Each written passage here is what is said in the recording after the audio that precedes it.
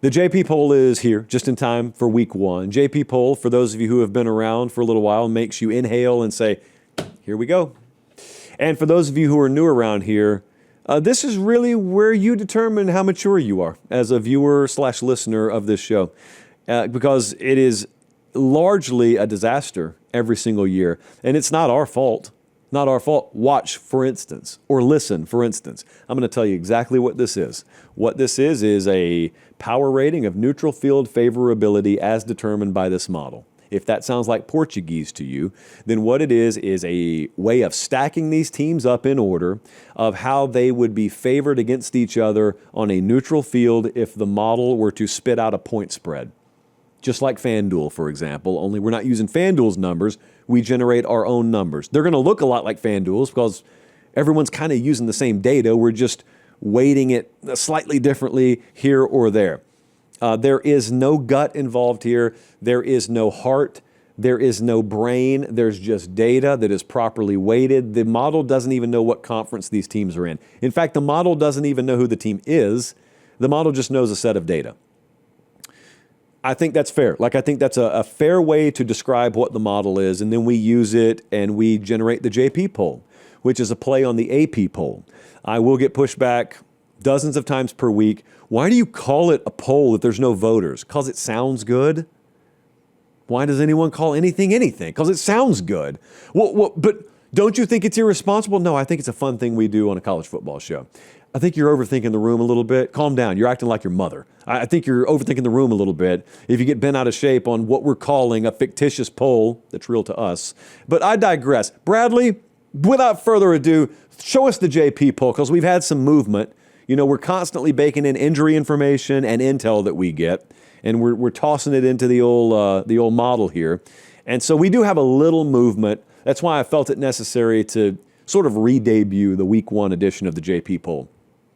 Texas and Ohio State are still 1-2. Do not let the AP lie to you. We absolutely have number one versus number two this Saturday in Columbus, Ohio. We will be there.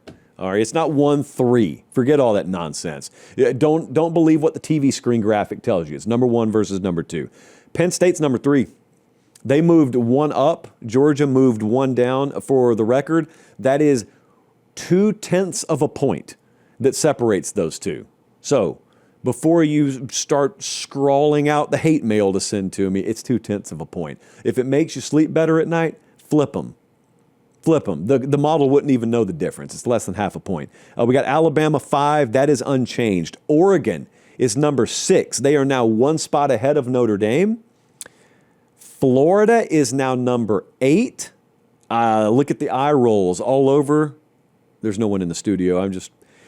I've got that kind of connection with the audience. I know a lot of you are not buying Florida, and that's okay. In due time, like the old man said in Jurassic Park, I will be accepting your apologies.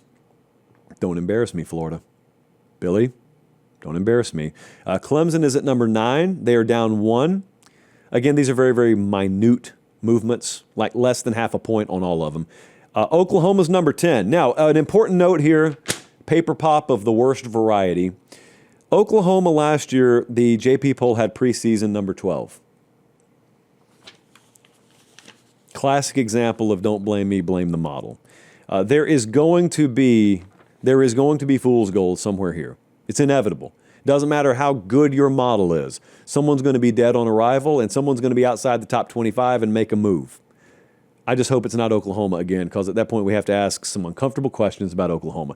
Number 11. Hey, wait just a second.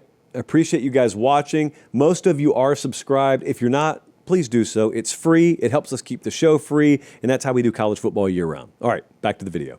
Miami, total wild card team here. Because if that secondary is retooled and Carson Beck is, frankly, just what we expected him to be last year, Miami could be a top 5 team. Model doesn't really know. Model looks at Carson Beck, and it just has a giant question mark. So it doesn't know. LSU, number 12. I think LSU is the biggest potential exposure that I have and that the model has. Because I have LSU going 8-4. They are the team that's actually capable of 11-1 that I'm the lowest on. I fully acknowledge, yes, I'm a little bit lower on LSU than the market. I acknowledged that they could make a fool out of me and the model, not in that order. So LSU has me concerned. Miami has me a little concerned, having them outside the top 10. A&M at 13, I could kind of say the same thing, but I think A&M's properly placed. Okay, there's a lot of potential there. It's still got to be borne out. Ole Miss at 14, largely agree. USC's at 15. Do you know where the AP has USC? For all the USC hatred that we get accused of on this show, and for all of the USC slurping that the AP gets accused of, we got them 15. The AP has USC at 30th. 30th. So once USC starts winning this year, which they will enough, and the AP starts bumping them up, just remember, in fact, let's have a side prop bet market on FanDuel. How long does it take? How many weeks before the AP ranking of USC surpasses the JP poll rating of USC? What do you say, Jesse? I'm going to say week 6. Maybe that's when Michigan comes in there. Give me week 7. I think week 7 is when the AP surpasses us. Let's go 16 through 20. So we got Michigan at 16. We got South Carolina at 17, Tennessee at 18. These are unchanged. Nebraska is now in the top 20 of the JP poll. Really, really good returns from camp. About wide receiver, I think the offensive line is getting shaken out. It just may not be the starting 5 that were projected in preview magazines, but they'll get the right starting 5 there. And Georgia Tech, number 20. For the record, just like I said with USC, AP, we're doing your show prep for you here. The AP has Nebraska outside the top 30. Again, a dereliction of duty covering the sport. And the AP has Georgia Tech 31st. I get it. You got to see it to believe it. We believe it before we see it. That's what faith is all about. And to a lesser degree, the JP poll. The rest of them, just if you're curious where teams were or weren't, Auburn's 21. They're just outside the top 20. SMU's right behind them. Illinois and Indiana are in the 26 to 27 range. Utah has me concerned because we got Utah at 23rd. The ceiling on Big 12 teams is going to be a little lower because a lot of this is about talent roster and the Big 12 teams aren't going to match up. I think Utah could make some noise. They could also lose 5 games.